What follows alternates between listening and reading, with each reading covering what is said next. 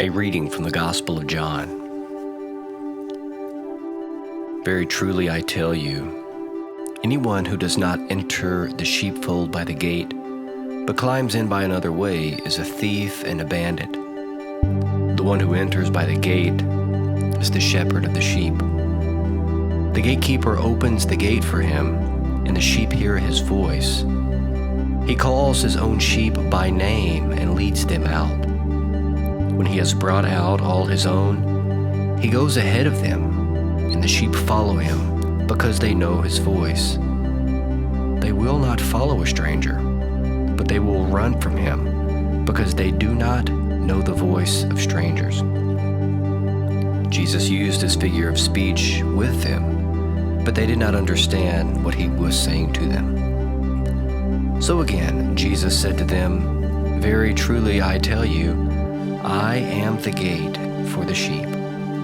All who came before me are thieves and bandits, but the sheep did not listen to them. I am the gate. Whoever enters by me will be saved, and will come in and go out and find pasture. The thief comes only to steal and kill and destroy. I came that they may have life and have it abundantly." The Gospel of the Lord.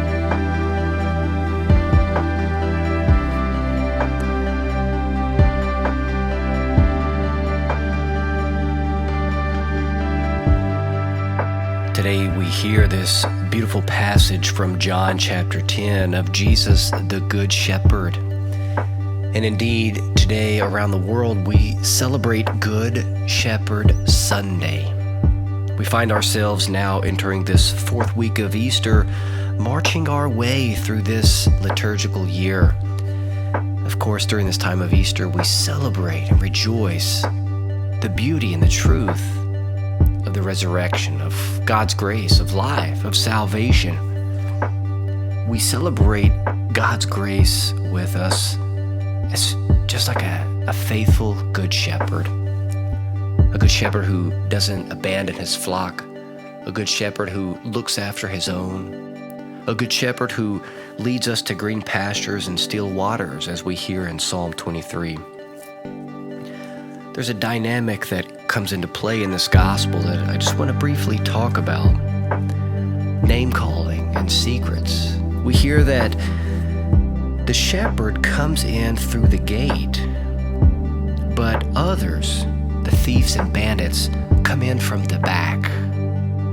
And we also hear of the sheep knowing the voice of the shepherd. So just a thing about this gate and the gatekeeper and coming in through the front or coming in from a secret way. Secrets can destroy us. They can almost be cancerous. And also another thing of the voices and the things that we hear, Satan tries to discourage us and sidetrack us to convince us that we aren't who we truly are.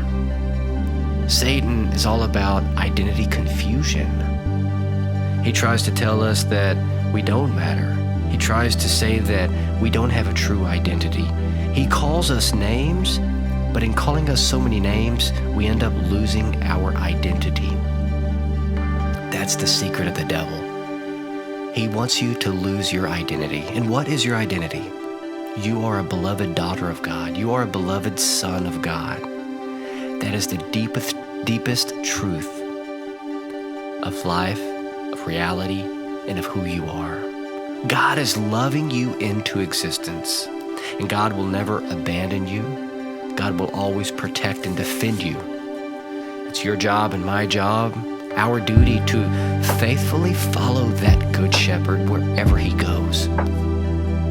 That requires us to humbly recognize that we're not in control. So on this Good Shepherd Sunday, we celebrate a Lord who loves us, who leads us, who gives us life, who protects and defends us. And we also surrender our control. The thief comes only to steal and kill and destroy. But Jesus came may have life and have it abundantly. Whatever in your life steals your joy, kills your mood, whatever destroys your identity, takes away the things that give you peace and freedom, that's not from God. Those are things from the thief and the bandit, that evil one called Satan, who came in the back way, who snuck in the dark of night to destroy your life. That is not from God. Anytime you have despair, angst, worry, concern, that's not from God. Anytime something tries to steal from you, kill you, or destroy you, that is not from God. Jesus says, I came that they may have life and have it abundantly. What a beautiful thing that we celebrate on this Good Shepherd Sunday. A God who gives us life, protects, leads, and defends us. A God who keeps us safe from the wolf of Satan. A God who leads us to green pastures and still waters. Today we celebrate a God that desires to give us life and who desires us to live that life abundantly.